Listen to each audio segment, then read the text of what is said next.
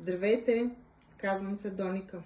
Кандидатирам се за член на управителен съвет на Алумни клуба към Съвета на жените в бизнеса в България, след като бях номинирана от член на общността.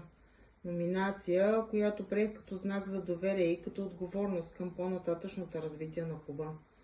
В професионален план работя в Unicredit, като вече 16 години съм част от функция вътрешен одит, а към момента заемам позиция асистент одит менеджер.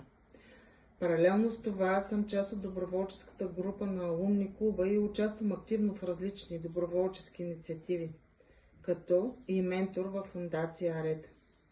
Там подкрепям млади хора в тяхното личностно и професионално развитие.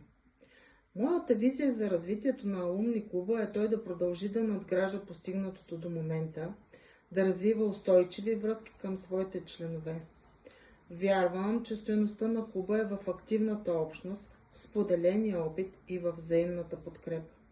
За мен е важно това развитие да бъде последователно, балансирано, като инициативите стъпват на вече изградените основи и допринасят за дългосрочна ангажираност и приемственост.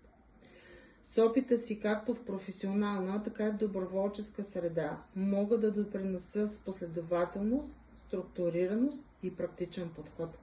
Свикнала съм да работя в екип, да поемам отговорност и да превръщам идеите в конкретни действия.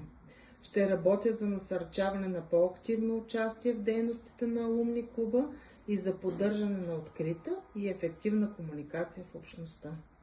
Благодаря ви и успех на всички кандидати!